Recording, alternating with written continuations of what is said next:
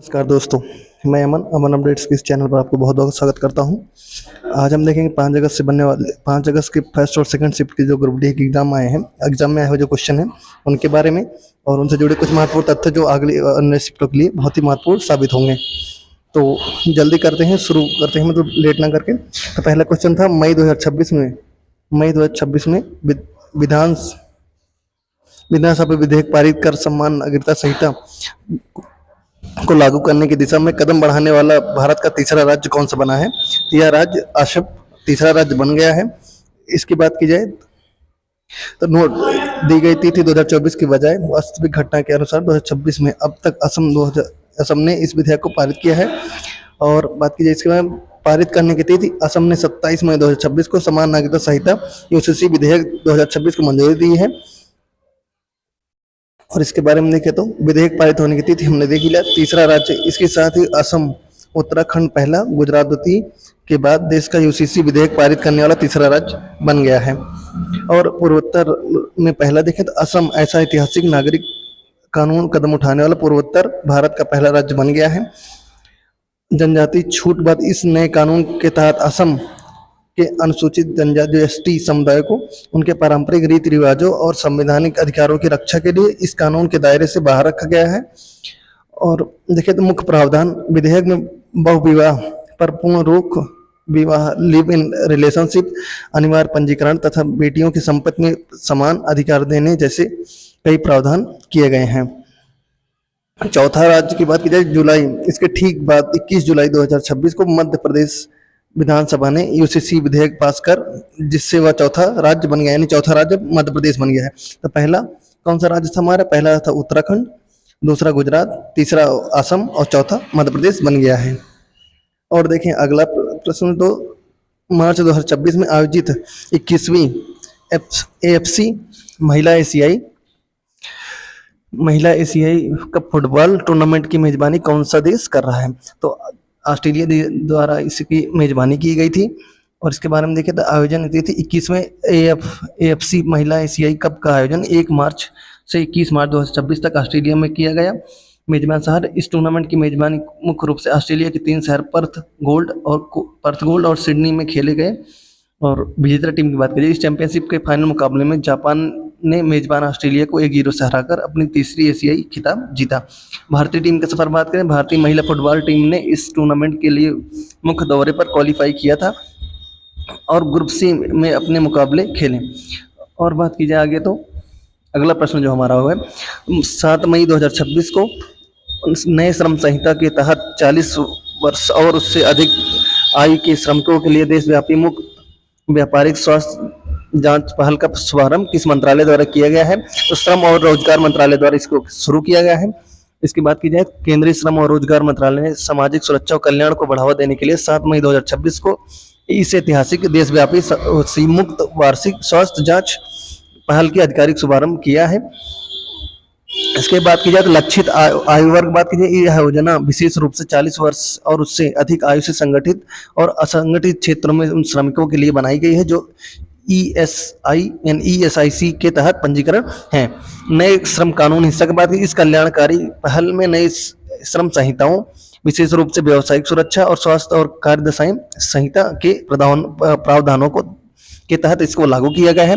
मुफ्त चिकित्सा परीक्षण की बात की, इसके तहत पात्र श्रमिकों को ESIC के अस्पताल और डायग्नोस्टिक केंद्रों में माध्यम से मधुमेह, उच्च रक्तचाप, हृदय रोगों जैसे विभिन्न प्रकार के मुफ्त चिकित्सा परीक्षण जांच की सुविधा प्रदान की जाएगी। योजना का मुख्य उद्देश्य देखें, इस देशव्यापी अभियान का प्राथमिक उद्देश्य कामगारों में जीवन शैली और व्यवसायों से जुड़ी बीमारियों को शुरुआती चरण में ही पता लगाकर उसका स्वास्थ्य और उत्पादकता में सुधार करना है। आगे बात की जाए, अगला प्रश्न जो होगा, हाल ही में तमिलनाडु के नए मुख्यमंत्री के पद पर शपथ किसने ली है? तो जो C जोसेफ विजय द्वारा इस मुख्यमंत्री बने हैं। तमिलनाडु फिल्मों के सुपरस्टार तमिल वेणिकंडगम जो टीवी के पार्टी के संस्थापक श्री जोसेफ विजय। और देखिए इसके पहले इनकी पार्टी का नाम पूछा गया था और इस पूछ ले अब कौन सा है, जिन्हें प्रसंस्कृत थालापति विजय भी कहते हैं। 10 मई 2026 को तमिलनाडु के नए मुख्यमंत्री के रूप में शपथ ली।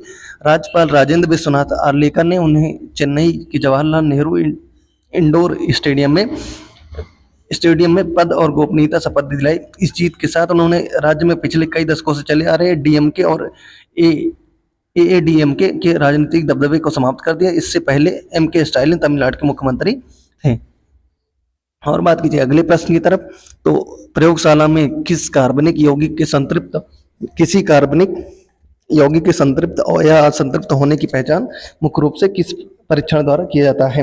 तो जो ब्रोमीन जल परीक्षण होता है इसी के द्वारा इसका पता किया जाता है कोई कोई जो है विलयन संतृप्त है या असंतृप्त। ब्रोमीन जल या प्राकृतिक रंग लाल भूरा होता है जब इसे किसी असंतृप्त कार्बनिक यौगिक जैसे एल्कीन या एल्काइन में मिलाया जाता है। तो ब्रोमीन परमाणु कार्बन कार्बन के दोहरे या तिहरे बंधों के साथ योगात्मक अपक्रिया कर लेता है।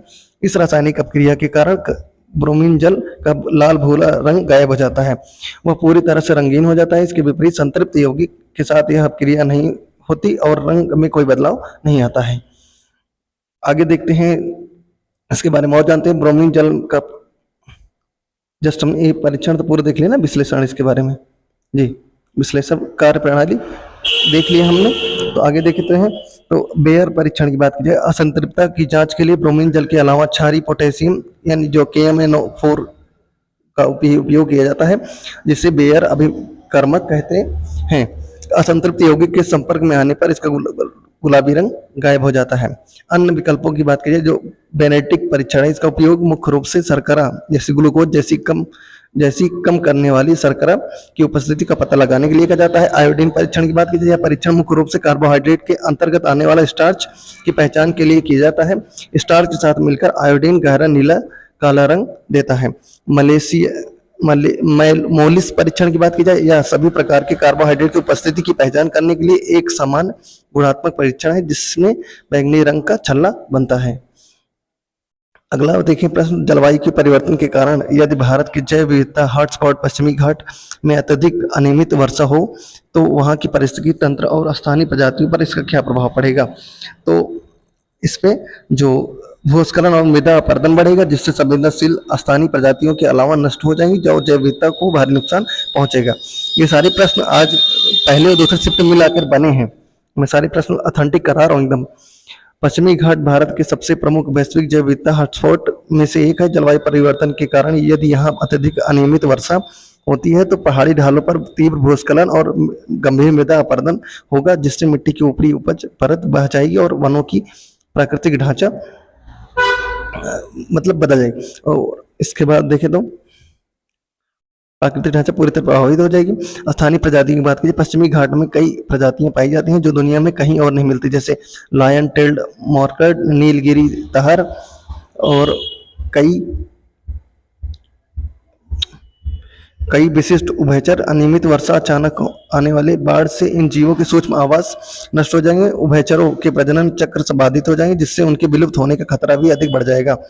पारिस्थितिकी असंतुलन की बात कीजिए, अत्यधिक नमी और बाढ़ की स्थिति वनों में फंगस और नए प्रकार के संक्रामक रोगों का प्रसार बढ़ सकता है जो स्थानीय वनस्पतियों का नष्ट करेगा। इसके अलावा भोजन और आश्रय की कमी, वन्यजीव बढ़ जाएगी, इन सब बहुत सारी प्रॉब्लम आ जाएगी। और आगे देखें तो अगला जो हमारा प्रश्न होगा, किसी तत्व के परमाणु के नाभिक में उपस्थित प्रोटॉन और न्यूट्रॉन की कुल संख्या का योग क्या कहलाता है? यह तत्व की विभिन्न रूपों में भिन्नता का मुख्य कारण भी है। जो द्रव्यमान संख्या है ये या कहलाता है का योग द्रव्यमान संख्या कहलाता है। द्रव्यमान संख्या की परिभाषा किसी परमाणु के नाभिक में मौजूद प्रोटॉन और न्यूट्रॉन की कुल संख्या का योग उस तत्व के द्रव्यमान संख्या कहा जाता है। इसे आमतौर पर संकेत ए से दर्शाया जाता है जिसे गणितीय रूप में ए बराबर इतना मतलब P/N के रूप लिखा जाता है। चूंकि प्रोटॉन न्यूट्रॉन, जैसे प्रोटॉन को P और जो है प्लस न्यूट्रॉन N लिखा जाता है।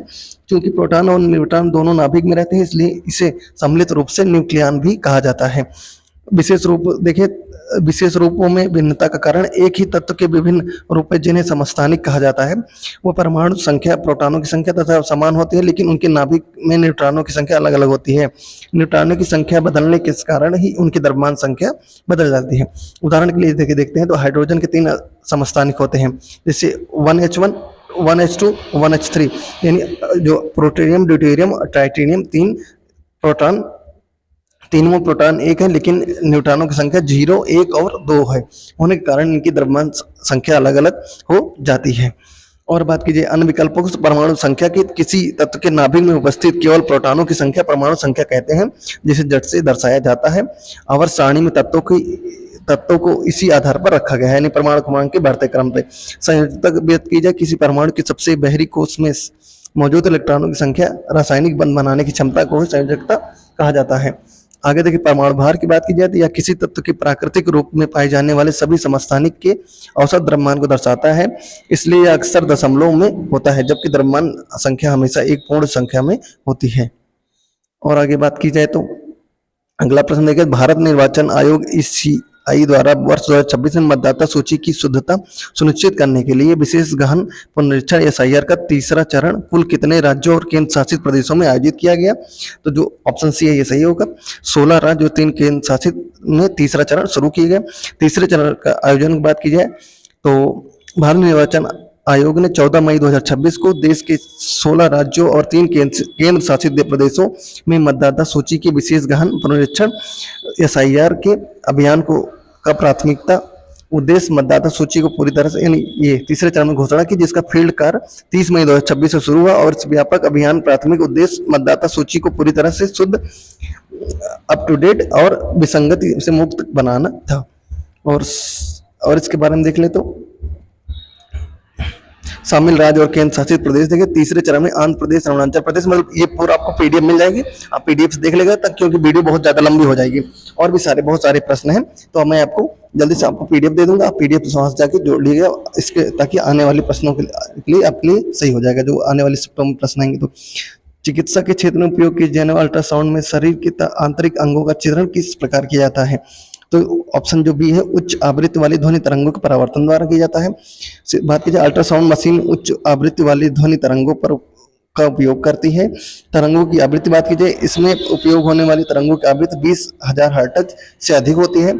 चित्रण की प्रक्रिया देखें तो ये तरंगे आंतरिक अंगों से टकराने के बाद प्रतिध्वनि के रूप में लौटती हैं। इमेज निर्माण की बात कर रहे हैं तो कंप्यूटर से लौटती हुई तरंगे को ग्रहण करके आंतरिक अंगों के लाइव तस्वीर बदल देता है। सुरक्षित तकनीक की बात की, इसमें हानिकारक एक्सरे या रेडिएशन का उपयोग नहीं होता है, इसलिए यह गर्भवती महिलाओं के लिए सुरक्षित होता है। अन्य विकल्प जो सी है, एक्सरे और सीटी स्कैन रेडिएशन का प्रयोग होता है, जो अल्ट्रासाउंड से अलग होता है। अगला प्रश्न बात की जाए, इसरो का द्वारा 2026 में घोषित IMEX 2026 का प्राथमिक उद्देश्य क्या था?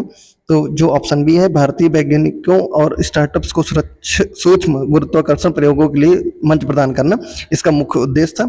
पहल का पूरा नाम बात करें, इसका पूरा नाम इंडियन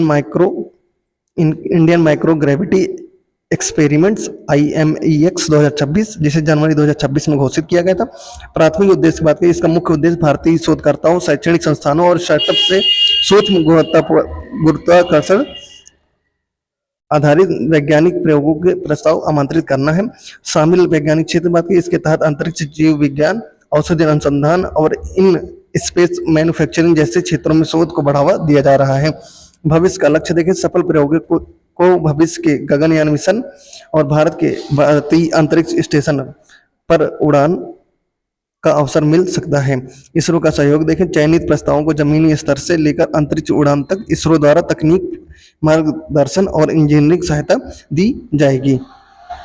अगले प्रश्न की बात की जाए तो मई 2026 में भारतीय रिजर्व बैंक RBI ने किस प्रमुख यूरोपीय संगठन के साथ केंद्रीय बैंकिंग के क्षेत्र में सहयोग बढ़ावा देने के लिए एक संशोधित समझौता ज्ञापन हस्ताक्षर किया है? तो ECB द्वारा इसे, जो यूरोपीय केंद्रीय बैंक है, उसके द्वारा ये समझौता ज्ञापन हुआ है। समझौते ज्ञापन की तिथि व स्थान की बात की 10 मई 2026 को बासेल स्विट्जरलैंड में बैंक फॉर इंटरनेशनल सेटलमेंट्स की बैठक के दौरान इस पर हस्ताक्षर किए गए। RBI ये मतलब इंग्लिश फॉर्मेट में हस्ताक्षर प्रमुख देखे। इस संशोधित समझौते पर RBI के गवर्नर संजय मल्होत्रा और ECB के अध्यक्ष क्रिस्टीन लेगार्ड ने हस्ताक्षर किए। समझौते का मुख्य उद्देश्य इसका उद्देश्य दोनों केंद्रीय बैंकों के बीच सूचनाओं का नियमित आदान प्रदान, नीतिगत संवाद और तकनीक सहयोग को बढ़ावा है। और पुराने फ्रेमवर्क में संशोधन की बात की जाए, यह नया समझौता दोनों देश संस्थानों के बीच वर्ष 2015 में हस्ताक्षरित एक दशक पुराने सहयोग ढांचा का स्थान लेता है। और क्लियरिंग कॉरपोरेशन को लाभ बात करें तो यह नया वित्तीय समझौता भारतीय क्लियरिंग कॉरपोरेशन को यूरोपीय बाजारों में औपचारिक मान्यता प्राप्त करने में भी मदद करेगा। अगला प्रश्न देखते हैं तो मई 2026 में भारत की अध्यक्षता में ब्रिक्स देशों के विदेशी मंत्रियों की बैठक कहाँ आयोजित हुई? तो नई दिल्ली में इसका आयोजन हुआ है। अगर आप मेरी क्लास से बने होते तो निश्चित रूप से, मतलब आप कहीं भी पढ़े होंगे तो सभी बताएंगे, पर आप मेरी क्लास से बने होते लगातार करंट अफेयर में, तो मैं इसको पढ़ा चुका हूँ कई बार। कई सारे ऐसे प्रश्न पूछे गए हैं जो कि मैं 7 जुलाई से स्टार्ट तो किया हूँ, पर मेरे प्रश्न जो मैं एडिशनल जानकारी देता हूँ उनमें ये लगभग 60-70% करंट अफेयर आपको मिल जा रहे हैं। बात कीजिए आयोजन की तिथि व स्थान, 14 से 15 मई 2026 में नई दिल्ली भारत मंडपम में आयोजित की गई। और बात करें तो बैठक की अध्यक्षता, इस महत्वपूर्ण बैठक की अध्यक्षता भारत के विदेश मंत्री डॉक्टर एस जयशंकर ने की। वर्ष 2026 की थीम बात करें, भारत की अध्यक्षता में इस वर्ष की theme resilience, innovation, corporation and sustainability रखी गई है। भारत की मेजबानी करते हैं भारत वर्ष 2026 में चौथी बार ब्रिक्स समूह की अध्यक्षता और मेजबानी कर रहा है। अगला प्रश्न देखते हैं तो संयुक्त यानी यूएन द्वारा घोषित अंतर्राष्ट्रीय महिला दिवस 2026 की आधिकारिक थीम क्या थी? तो rights, justice, action for all womens and girls, ये नई थीम थी। यूएन की आधिकारिक थीम संयुक्त राष्ट्र ने नए वर्ष 2026 के लिए rights, justice, action for all womens and girls, इसकी सभी महिलाओं के लिए और लड़कियों के लिए अधिकार, न्याय और कार्यवाही को आधिकारिक थीम चुना है। थीम का मुख्य फोकस बात की जाए, यह थीम कामकाजी अधिकारों को जमीनी हकीकत में बदलने के लिए कानूनी न्याय और व्यवहारिक कार्यवाही पर बल देती है। ग्लोबल रिपोर्ट्स का आंकड़ा बात करें तो संयुक्त राष्ट्र रिपोर्ट के अनुसार वर्तमान में दुनिया में भर में महिलाओं को पुरुषों के मुकाबले केवल 64% कानूनी अधिकार ही प्राप्त होते हैं। विशेष सम्मेलन जुड़ाव की बात की जाए, यह थीम संयुक्त राष्ट्र की महिलाओं की स्थिति पर आयोजित 70वें आयोग के प्राथमिक एजेंडे के बिल्कुल अनुकूल है। और बात की जाए अगला तो अगले प्रश्न और हमारे आसपास के द्रवों के संदर्भ में निम्नलिखित में से कौन सा एक वास्तविक विलयन का गुणधर्म नहीं है? तो जो टिंडल प्रभाव प्रदर्शित करना यानी प्रकाश की किरण को फैलाना, ये गलत होगा। और वास्तविक विलयन का स्वभाव देखें, वास्तविक विलयन जैसे पानी में नमक या चीनी का घोल एक समांगी मिश्रण होता है। कणों का आकार, इसके विलय कणों का आकार अत्यंत सूक्ष्म 1 नैनोमीटर 10⁻⁹ मीटर से भी कम होता है। टिंडल प्रभाव की बात की जाए, कणों का आकार बहुत छोटा था होने के कारण प्रकाश की किरणों को नहीं फैला पाते, इसलिए टिंडल प्रभाव नहीं दर्शाते। और स्वायत्त की बात की, यह एक पूरी तरह से अस्थायी विलयन होता है जिसे शांत छोड़ने पर ये किसी कण में नीचे नहीं बैठते। पृथक्करण की बात की जाए, इसके महीन कण फिल्टर पेपर के आर पार निकल जाते हैं, इसलिए इन्हें छानकर अलग नहीं किया जा सकता। अगला देखते हैं, जो अगला हमारा प्रश्न है, पादप जनन के संदर्भ में कायिक संवर्धन के बारे में निम्नलिखित में से कौन सा कथन असत्य है? जो ऑप्शन सी है इसमें, या नए पौधों में अत्यधिक आनुवंशिक विविधता और नई प्रजातियों के विकास को बढ़ावा देता है, यही इसमें गलत हो जाएगा। लैंगिक जनन की कमी देखें, आनुवंशिक विविधता मुख्य रूप से लैंगिक जनन से आती है, जबकि कायिक संवर्धन एवं अलैंगिक जनन की विधि है। लैंगिक जनन की कमियां देखें, आनुवंशिक विविधता मुख्य रूप से लैंगिक जनन से आती है, जबकि कायिक संवर्धन एक अलैंगिक जनन की विधि है। और क्लोन का निर्माण, इस विधि में पौधों के कायिक भाग जैसे जड़, तना या पत्ती से नया पौधे बनता है, इसलिए नया पौधा अपने जनक के हूबहू क्लोन होता है। समय की बचत की जाए, बीज की तुलना में इस विधि में जैसे कलम लगाने, ग्राफ्टिंग करने से तैयार पौधे फूल और फल बहुत जल्दी से देने लगते हैं। बीजहीन पौधों के लिए वरदान, केला, संतरा, गुलाब, चमेली जैसे पौधों जो बीज बनाने की क्षमता खो चुके हैं, उन्हें उगाने के लिए इससे यह सबसे उत्तम विधि है। गुणवत्ता का संरक्षण की बात की, इस विधि का सबसे बड़ा लाभ इसके द्वारा पौधों की वांछित गुणों जैसे फल का स्वाद या आकार को पीढ़ी दर पीढ़ी बिना किसी बदलाव सुरक्षित रखा जा सकता है। अगले प्रश्न की ओर चलते हैं। रसायन विज्ञान के सिद्धांतों के अनुसार जब संतृप्त हाइड्रोकार्बन यौगिक को पर्याप्त हवा ऑक्सीजन में जलाया जाता है तो उसे किस प्रकार के ज्वाला का निर्माण करते हैं जो उनकी पहचान में मदद करती है? तो यह जो है बिना धुएं वाली स्वच्छ नीली ज्वाला देता है। पूर्ण दहन की बात करें, संतृप्त हाइड्रोकार्बन जैसे मीथेन, इथेन यानी एल्केन में कार्बन की मात्रा कम होती है, जिससे पर्याप्त हवा में इनका पूर्ण दहन हो जाता है। ज्वाला का प्रकार की बात है, पूर्ण दहन के कारण ये यौगिक बिना धुएं वाले स्वच्छ नीली ज्वाला के साथ जलते हैं। असंतृप्त हाइड्रोकार्बन तुलना की बात की जाए, इसके विपरीत असंतृप्त हाइड्रोकार्बन जैसे एल्कीन और एल्काइन को जलाने पर पूरे अधूरे दहन के कारण काले धुएं वाली पीली ज्वाला निकलती है। घरेलू उदाहरण की बात करें, हमारे घरों में उपयोग होने वाली जो एलपीजी गैस मुख्य रूप से संतृप्त हाइड्रोकार्बन ब्यूटेन और प्रोपेन है, जो नीली लौ के साथ जलती है। सीमित हवा का प्रभाव देखें तो यदि हवा की आपूर्ति सीमित कर दी जाए तो संतृप्त हाइड्रोकार्बन भी अधूरे दहन के कारण कज्जल या सूटी पीली ज्वाला देने लगते हैं। अगले प्रश्न की ओर बढ़ते हैं। जब काले रंग के कॉपर ऑक्साइड की क्रिया तन हाइड्रोक्लोरिक अम्ल से कराई जाती है तो परिणामी विलयन का रंग बदल कर क्या हो जाता है? तो यह नीला हरा रंग ये हो जाता है। नया यौगिक बनना, अपक्रिया के दौरान कॉपर ऑक्साइड अम्ल में घुलकर कॉपर क्लोराइड CuCl2 नामक एक लवण बनाता है। रंग परिवर्तन के कारण देखें तो बनने वाला इसी कॉपर क्लोराइड के कारण विलयन का रंग नीला हरा रंग हो जाता है।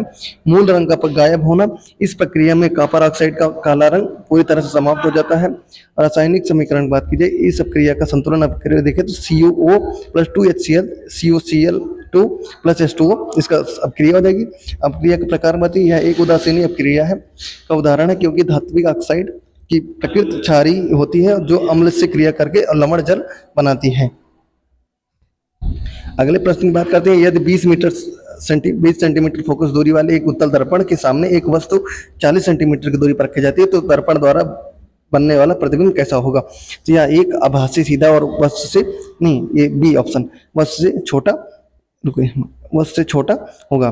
देखिए दर्पण, उत्तल दर्पण की प्रकृति, जब उत्तल दर्पण के सामने वस्तु को कहीं भी रखा जाए तो प्रतिबिंब हमेशा आभासी और सीधा बनता है। प्रतिबिंब की स्थिति की बात की जाए, दर्पण के सूत्र से निकालते हैं तो इसके जो निकालेंगे तो 13.3 सेंटीमीटर ये प्रतिबिंब की जो है दूरी हो जाएगी दर्पण से, और इससे जो है आवर्धन क्षमता निकालेंगे तो वो 0.33 आएगा, जो इसका अर्थ है वस्तु प्रतिबिंब के आकार से 1/3 यानी छोटा है। प्रतिबिंब का स्थान, यह प्रतिबिंब हमेशा दर्पण के पीछे ध्रुव और मुख्य फोकस F के बीच में ही निर्मित होगा। व्यवहारिक उपयोग, छोटे और सीधे प्रतिबिंब बनाने के इसी गुण के कारण उत्तल दर्पण का उपयोग वाहनों के साइड मिरर के रूप में किया जाता है। अगले प्रश्न की बात की जाए, 12 अप्रैल 2026 को 92 वर्ष की आयु में किस प्रसिद्ध भारतीय पार्श्विक गायिका का निधन हुआ, जिन्हें भारतीय संगीत उद्योग के सबसे बहुमुखी आवाज में से एक माना जाता है? तो इसमें जो है जो आशा भोसले जी हैं, उनकी मृत्यु 92 वर्ष की आयु में हो गई है। और बात की जाए तो महान पार्श्वी गायिका आशा भोसले को 12 अप्रैल 2026 को मुंबई के बीच कैंडी अस्पताल में 92 वर्ष की आयु में निधन हो गया। वो पिछले कुछ समय से श्वसन और हृदय संबंधी समस्याओं से पीड़ित थी। निधन, और इनके बारे में बहुत ज़्यादा संगीत सफ़र और कीर्तिमान देखे तो जन्म इनका 8 सितंबर 1933 को होता। उन्होंने 7 दशकों से अधिक लंबे करियर में 20 से अधिक भाषाओं में लगभग 11,000 से भी ज़्यादा गाने रिकॉर्ड किए हैं। उनका नाम संगीत इतिहास में सबसे अधिक स्टूडियो रिकॉर्डिंग करने का Guinness book of world records में दर्ज है। बहुमुखी प्रतिभा की बात की जाए, उन्हें भारतीय संगीत की बहुमुखी आवाज़ माना जाता है, क्योंकि उन्होंने शास्त्रीय संगीत, गजल, पॉप, लोकगीत और कैबरे जैसी पिया तू अब आजा, दम मारो दम जैसे हर तरह के गानों की खूबी गाया है। और कुछ पुरस्कार की बात की, दादा साहेब फाल्के पुरस्कार 2000 में, पद्म विभूषण 2008 में और film fair life time achievement पुरस्कार 2001 में उन्हें मिला है। उन्हें अपने करियर में 2 बार ग्रैमी पुरस्कार के लिए भी नामांकित किया गया है, मतलब नामांकित किया है लेकिन ग्रैमी पुरस्कार उनको मिला नहीं। और आगे बात की जाए अगले प्रश्न में, तो हमारे वायुमंडल में साफ आकाश नीला रंग क्यों दिखाता है? मतलब हमारे वायुमंडल में साफ जो आकाश होता है उसका रंग नीला क्यों दिखाई देता है? तो देखते हैं, हवा के अणुओं द्वारा कम तरंगदैर्घ्य वाले नीले प्रकाश के प्रकीर्णन के कारण है। मतलब एक इसमें पूछा था कि ऐसा था दिया था प्रकीर्णन, मतलब नीले रंग का प्रकीर्णन कब, और उसके क्या बोलते हैं तरंगदैर्घ्य कम है और अपर तरंग मतलब उसका फैलाव ज्यादा है, इस वजह से ऐसा होता है। मुख्य सिद्धांत की बात करें, रेले के जब सूर्य के प्रकाश सफेद, मैं जस्ट सुबह पर कल और सुबह नहीं, कल यार मैंने फिर सुबह क्लास डाली थी और ये आज ही आ गया था। जब सूर्य का सफेद प्रकाश वायुमंडल में गुजरता है तो हवा के महीन कणों और गैस के अणुओं चारों ओर फैला देते हैं, जिसे प्रकाश का प्रकीर्णन कहते हैं। तरंग दैर्घ्य बात की का संबंध, लाल रंग का तरंग दैर्घ्य सबसे लंबी और नीली रंग की तरंग दैर्घ्य सबसे कम होती है। अधिक प्रकीर्णन की बात की जाए, कम तरंगदैर्घ्य होने के कारण नीला और बैंगनी रंग लाल प्रकाश की तुलना में लगभग 4 गुना अधिक प्रकीर्णित होता है। नीले ही क्यों दिखता है? हालांकि बैंगनी रंग का प्रकीर्णन सबसे अधिक होता है, लेकिन हमारी आंखें बैंगनी की तुलना में नीले रंग के लिए अधिक संवेदनशील होती हैं, इसलिए आकाश नीला रंग दिखाई देता है। अंतरिक्ष से कैसा दिखेगा? अंतरिक्ष से चंद्रमा पर कोई वायुमंडल नहीं होता है, इसलिए प्रकाश का प्रकीर्णन नहीं होता है और अंतरिक्ष यात्री को आकाश पूरी तरह से काला दिखाई देता है। इसके आगे बात की जाए तो अगला प्रश्न जो हमारा, हाल ही में रक्षा अनुसंधान डीआरडीओ द्वारा किस अत्याधुनिक स्वदेशी लंबी दूरी की वायु रक्षा मिसाइल प्रणाली का पहला सफल उड़ान किया है?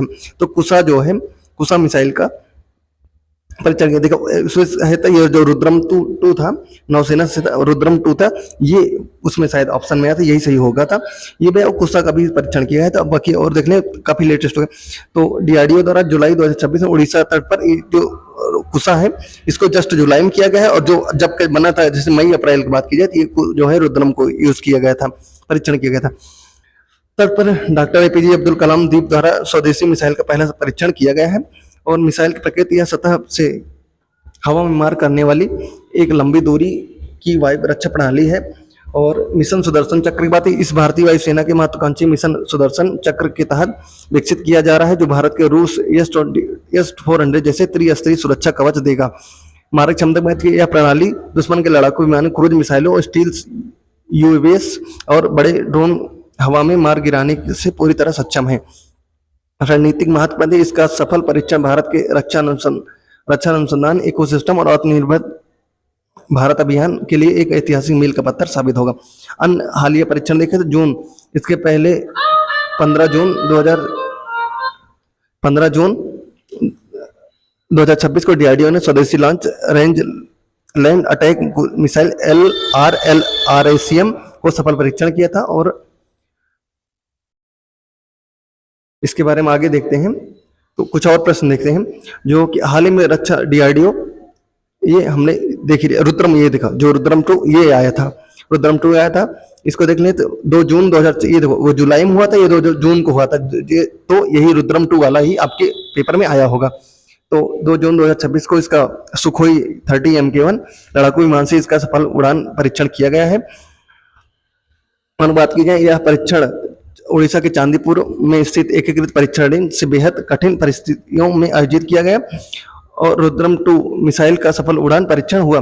और मिसाइल की प्रकृति बात की, यह भारत की पहली स्वदेशी हवा से सतह में मार करने वाली एंटी रेडिएशन मिसाइल होगी। और अचूक सटीकता बात की, यह मिसाइल हवा से लॉन्च होने के बाद दुश्मन के रडार ट्रैकिंग सिस्टम और संचार केंद्रों को पिन पॉइंट सटीकता से नष्ट करने में सक्षम है। और बात कीजिए मिसाइल की रफ्तार, इसकी गति ध्वनि की गति से लगभग 5.5 गुना अधिक है, यानी मैक 5.5 है, जो इसी एक हाइपरसोनिक श्रेणी में मारक क्षमता देती है। रणनीतिक महत्व है, रक्षा मंत्री राजनाथ सिंह के अनुसार यह परीक्षण उन्नत हथियारी प्रणाली में आत्मनिर्भरता की ओर से एक बड़ा कदम होगा। अगला प्रश्न देखते हैं, जुलाई 2026 में आयोजित ISSF विश्व कप निशानेबाजी चैंपियनशिप की महिलाओं की 25 मीटर पिस्टल स्पर्धा में किसने स्वर्ण पदक जीता है? तो ईशा सिंह द्वारा यह पदक जीता गया है। स्वर्ण पदक विजेता के बाद भारतीय स्टार निशानेबाज ईशा सिंह ने 27 जुलाई 2026 को इस प्रतियोगिता में स्वर्ण पदक जीता है।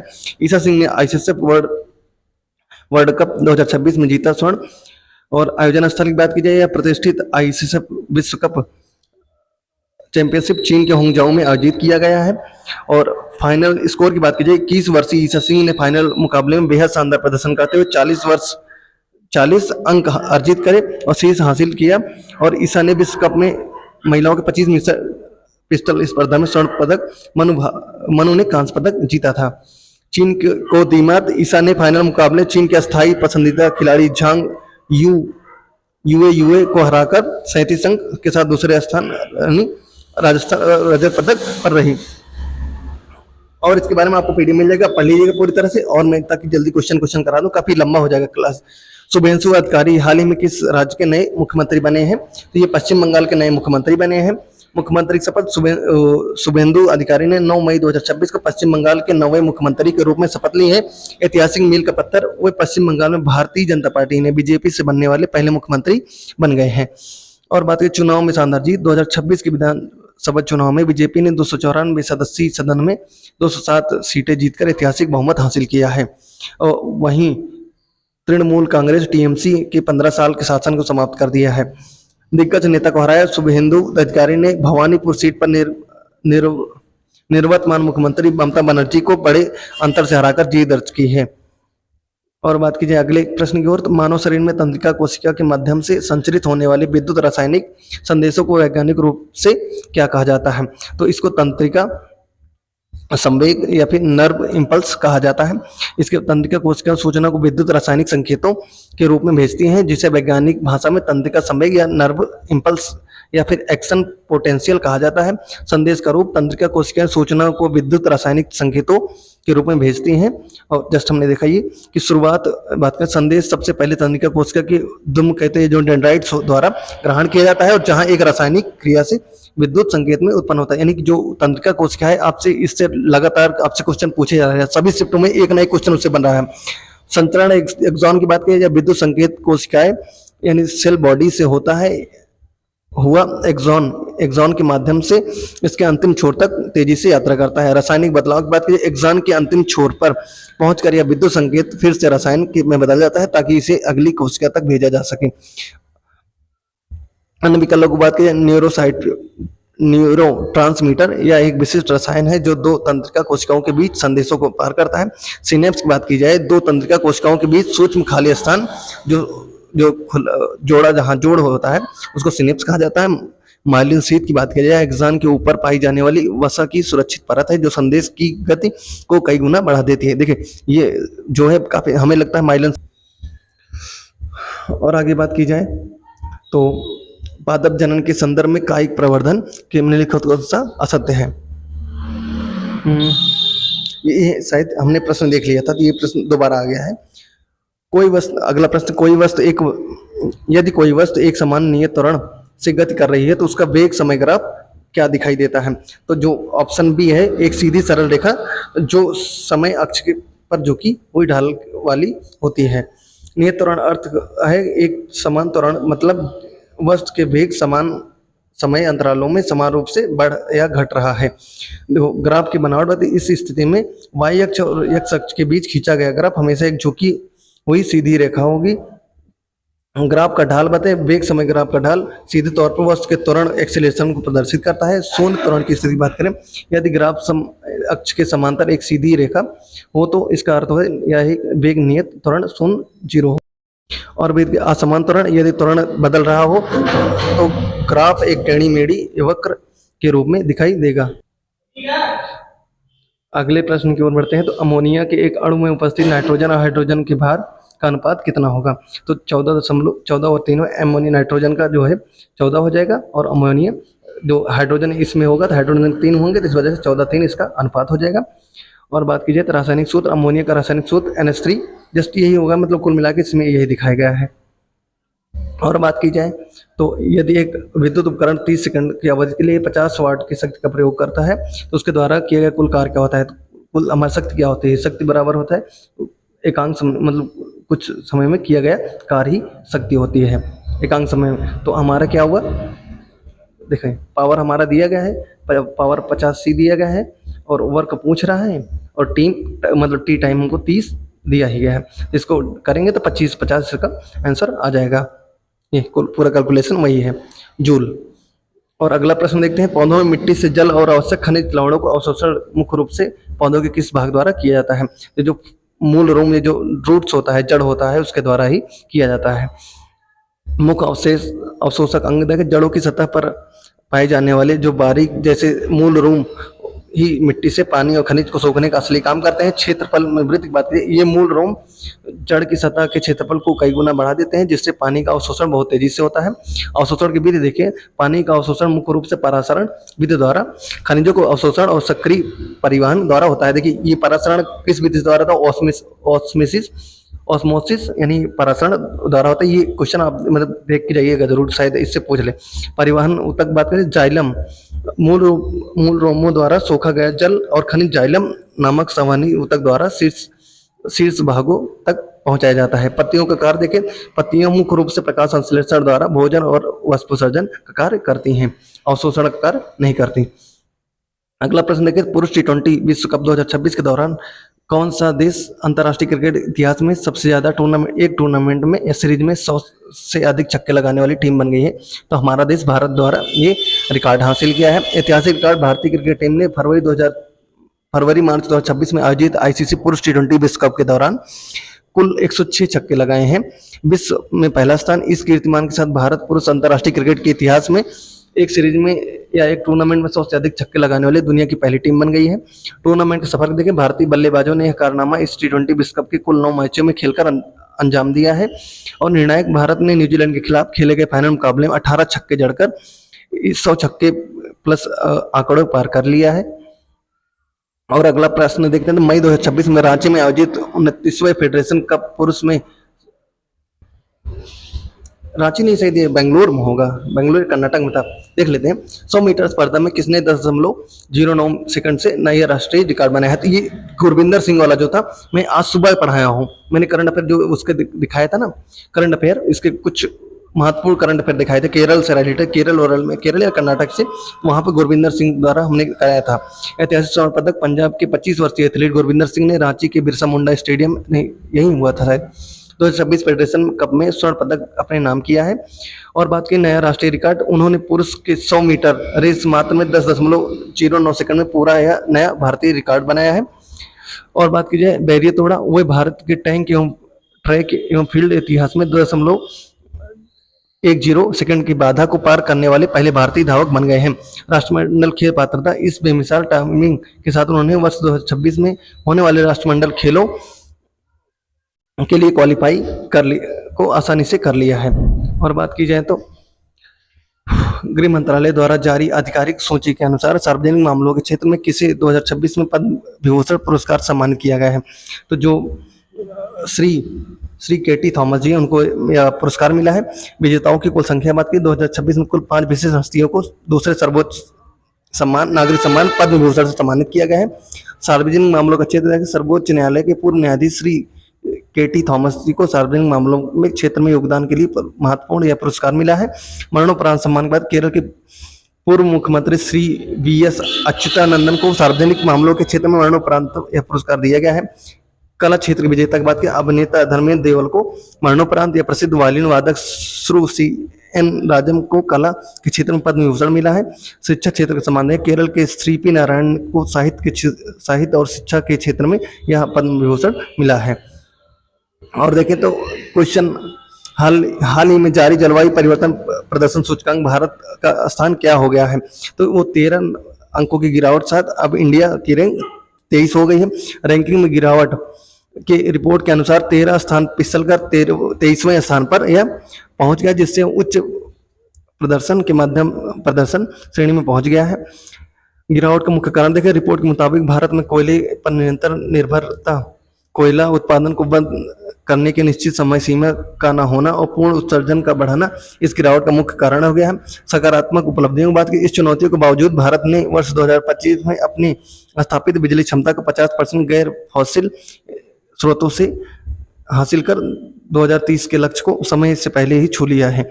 सूचकांक के पैरामीटर्स की बात की, यह सूचकांक मुख्यतः 4 श्रेणियों, ग्रीन हाउस गैस उत्सर्जन, नवीकरणीय ऊर्जा उपयोग और जलवायु नीति के आधार पर देशों का मूल्यांकन करता है।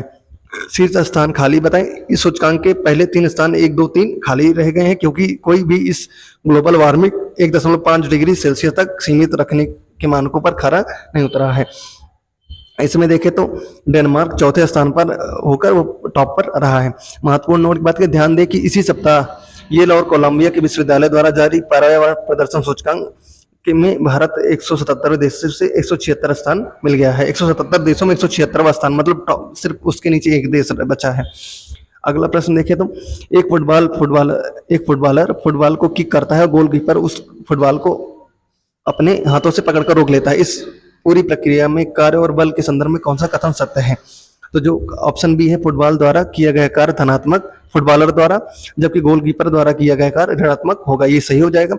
धनात्मक कार्य की बात करें तो जब बल और विस्थापन एक ही दिशा में होता है तो कार्य धनात्मक होता है। फुटबॉलर गेंद की गति को दिशा में ही बल लगाता है, इसलिए यह कार्य धनात्मक हो गया। निगेटिव कार्य की बात की जाए, निगेटिव वर्किंग, जब बल और विस्थापन एक दूसरे के विपरीत यानी 180 डिग्री में दिशा में होते हैं तो कार्य कार्य ऋणात्मक हो जाता है। इसलिए गोलकीपर चलती हुई गेंद को रोकने से उसकी गति विपरीत दिशा में बल लगाता है, इसका इसलिए यह कार्य ऋणात्मक हो जाता है। ऊर्जा स्थानांतरण की बात की जाए, फुटबॉलर गेंद को गतिज ऊर्जा प्रदान करता है, जबकि गोलकीपर गेंद की गतिज ऊर्जा को अवशोषित करके उसे शून्य विराम अवस्था में कर देता है। घर्षण बल का तुलना की बात की जाए, गोलकीपर द्वारा लगाया गया या विरोधी बल ठीक वैसे ही कार्य करता है जैसे गतिमान वस्तुओं पर घर्षण काम करता है, जो हमेशा ऋणात्मक कार्य करता है। घर्षण हमेशा एक ऋणात्मक कार्य करता है। और बात कीजिए अगले क्वेश्चन की, भारत के नवीनतम आर्थिक सर्वेक्षण 2025-26 के स्वास्थ्य अनुभाग के तहत मुख्य जन स्वास्थ्य चुनौती और जीवन शैली से जुड़ी बीमारियों पर विशेष रूप से चिंता व्यक्त की गई है। तो ये जो बढ़ता मोटापा, मधुमेह और डिजिटल लत है, इसको ये भी एक बीमारी के रूप में गिना गया है। आर्थिक सर्वेक्षण 2025-26 की चेतावनी दी गई है कि भारत तेजी से भूख की समस्या से हटकर जीवन शैली जुड़ी बीमारियां की ओर बढ़ रहा है, जो देश की जनसांख्यिकी लाभांश के लिए बहुत ही बड़ा खतरा बना है। और इसके बारे में देखा जाए तो मुख्य चिंता ये मोटापे की महामारी सर्वेक्षण में बढ़ते मोटापे, विशेष रूप से बचपन के मोटापे को राष्ट्रीय स्वास्थ्य आपातकाल माना गया है। अल्ट्रा प्रोसेस्ड खाद्य पदार्थों और मीठे पेय पदार्थों के बढ़ते चलन को इसका मुख्य कारण बन गया है। मधुमेह संकट बात है, भारत को दुनिया के तीसरे सबसे अधिक मोटापे ग्रस्त देश के रूप में रेखांकित करते हुए सर्वेक्षण कहा गया है कि यह स्थिति मधुमेह, डायबिटीज और हृदय रोग के जोखिम को कई गुना बढ़ा दे रहा है। डिजिटल वेलबींग पहली बार आर्थिक सर्वेक्षण के स्मार्टफोन के अत्यधिक उपयोग और बाध्यकारी डिजिटल लत को युवाओं के मानसिक और शारीरिक स्वास्थ्य को प्रभावित करने वाले एक बड़े आर्थिक एवं सामाजिक जोखिम के रूप में आधिकारिक तौर पर फ्लैग किया गया है। पोषण संबंधी विसंगति की बात करें, रिपोर्ट में कहा गया है कि आम आबादी में पोषण संबंधी कमियां जैसे दालें, फल, सब्जियां खाना, अनाज और अत्यधिक निर्भरता के कारण गैर संक्रामक रोग का बोझ तेजी से बढ़ रहा है। अगले प्रश्न की देखते हैं तो जलीय विलयन में H+ आयन की सांद्रता के आधार पर हाइड्रोक्लोरिक एसिड HCl और एसिटिक एसिड CH3COOH के बीच मुख्य अंतर क्या होता है? तो जो सही उत्तर हमारा सी होगा। हाइड्रोक्लोरिक एसिड पूरी तरह से आयनित होकर उच्च H+ आयन सांद्रता देता है, जबकि एसिटिक एसिड आंशिक रूप से आयनित होता है। मतलब पूरी तरह से HCl जो होता है पूरी तरह से आयनित होता है, पर जबकि जो एसिटिक एसिड है जो CH3COOH है वो मतलब निम्न रूप से देता है। और बात की जाए प्रबल अम्ल, हाइड्रोक्लोरिक अम्ल HCl एक प्रबल अम्ल है क्योंकि यह जलीय विलयन में पूरी तरह से आयनित होकर एक उच्च H+ आयन देता है। प्रबल अम्ल की बात की जाए, हाइड्रोक्लोरिक हमने देखा। दुर्बल अम्ल की बात, एसिटिक एसिड एक दुर्बल कमजोर कार्बनिक अम्ल है क्योंकि यह जल में केवल आंशिक रूप से ही आयनित होता है और कम H+ आयन देता है। pH मान पर प्रभाव देखें, समान सांद्रता होने पर भी H+ आयनों के कारण HCl का pH मान एसिटिक एसिड की तुलना में बहुत कम यानी अधिक अम्लीय होता है। मतलब जितना ही pH मान कम होगा उतना ही ज्यादा अम्लीय होता है। विद्युत चालकता की बात की जाए, उच्च H+ आयन सांद्रता के कारण हाइड्रोक्लोरिक एसिड का जलीय विलयन एसिटिक एसिड के मुकाबले विद्युत का बेहतर सुचालक होता है। अगले प्रश्न की ओर देखते हैं तो जब कॉपर की छड़ को वायु की उपस्थिति में तीव्रता से गर्म किया जाता है तो उसकी सतह पर एक काले रंग का पदार्थ हो जाता है। वह पदार्थ क्या होता है? तो ये कॉपर ऑक्साइड का ये पदार्थ होता है। रासायनिक अपक्रिया की बात की जाए, गर्म करने पर कॉपर हवा में मौजूद ऑक्सीजन के साथ अपक्रिया करता है और ऑक्सीकरण, जिसे ऑक्सीकरण कहते हैं। काले रंग का कारण, इस ऑक्सीकरण के कारण तांबे की सतह पर कॉपर ऑक्साइड यानी CO की काली परत जम जाती है। रासायनिक समीकरण देखें, इस रासायनिक प्रक्रिया का संतुलित समीकरण 2Cu + O2 मतलब इसकी उपस्थिति में 2CO यानी कॉपर ऑक्साइड बन जाता है। पुनः तांबा प्राप्त करना, यदि इस गर्म वाले कॉपर ऑक्साइड के ऊपर हाइड्रोजन गैस गुजारी जाए तो यह परत वापस भूरे तांबे में बदल जाती है। संक्षारण में अंतर की बात की जाए, नमी और कार्बन डाइऑक्साइड के कारण तांबे पर जो जंग यानी संक्षारण लगती है वह हरे रंग का कॉपर कार्बोनेट होती है, जो हवा में गर्म करने पर बनने वाले काले ऑक्साइड से पूरी तरह अलग है। अगले प्रश्न की ओर देखते हैं। एक कोशिकीय जैव पैरामीशियम जल में तैरते हुए भोजन के कणों को किस संरचना के लयबद्ध गति के द्वारा अपने मुख तक पहुंचाता है। तो जो जो पैरामीशियम होता है वो अपने सीलिया यानी जो पाचक द्वारा भोजन को ग्रहण करता है। पैरामीशियम संरचना देखिए, देखो जीव जगत से इससे आ रहा है जो है जो जीवों का मतलब बांटा गया है ना, इस वजह से इस चैप्टर से क्वेश्चन बन रहे हैं। पैरामीशियम एक कोशिकीय जीव है जिसका निश्चित आकार चप्पल जैसा होता है। इसकी पूरी तरह से हजारों बारीक बालों जैसी संरचनाएं पाई जाती हैं जिन्हें सीलिया कहा जाता है। भोजन ग्रहण करने की विधि, ये सीलिया लगातार एक निश्चित दिशा में लयबद्ध गति करते हैं जिससे पानी की एक धारा बनती है और भोजन के कणों एक विशिष्ट तक खींचे चले जाते हैं। अमीबा का तुलना की जाए तो इसके विपरीत अमीबा भोजन पकड़ने के लिए अपनी उंगली जैसी अस्थायी संरचना जैसे कूटपात सूडोपेडिया का उपयोग करते हैं। युगलिना से तुलना की जाए तो युगलिना जैसे जीव गति करने के लिए चाबुक जैसी लंबी संरचना जिसे फ्लेजेला का उपयोग करते हैं जो पैरामीशियम के सीलिया से भिन्न है। अगला प्रश्न देखते हैं। तो भारत सरकार का प्रमुख नमामि गंगे मिशन संयुक्त राष्ट्र के 17 सतत विकास लक्ष्यों में से मुख्य रूप से किस वैश्विक लक्ष्य को प्राप्त करने की दिशा में प्रमुख है? जो SDG 6 है, स्वच्छ जल और स्वच्छता के ये तरफ बढ़ रहा है। मुख्य जुड़ाव के बाद नमामि गंगे मिशन के प्राथमिक उद्देश्य नमामि गंगा नदी प्रदूषण और कायाकल्प करना जो सीधे तौर पर SDG 6 स्वच्छ जल और स्वच्छता के सभी सुरक्षित पानी की उपलब्धता सुनिश्चित करने से के लक्ष्य में मेल खाता है। और बात करें महत्वपूर्ण, संयुक्त राष्ट्र ने इस मिशन के इन्हीं व्यापक पारिस्थितिकी प्रभावों के कारण इसे पृथ्वी का पुनर्जीवित करने वाले दुनिया का शीर्ष ग्लोबल रिस्टोरेशन फ्लैगशिप वाले पहल में से एक रूप मान्यता दी है। और बात की जाए अगले प्रश्न की ओर, तो 7 मई को नए श्रम संहिताओं जस्ट ये हमारा क्वेश्चन हो गया था कि श्रम विभाग वाला ये हो गया है। और क्वेश्चन महाजित 21वें ये भी हमारा प्रश्न हो गया है, देख लिए हैं। और गुजरात हाल ही में विधानसभा लागू, ये भी हमारा मतलब ये सारे प्रश्न हमारे डबल हो गए, 2 बार आ गए हैं। तो इस तरह से हमारा कंप्लीट ये जो है क्लास आज की होती है। और वीडियो पसंद आई हो चैनल को सब्सक्राइब करें, लोगों के साथ शेयर करें और इसी तरह रिव्यू बनने के लिए मेरे चैनल को सब्सक्राइब जरूर करें। ये सारे प्रश्न जो आए हैं वो उनमें से हैं।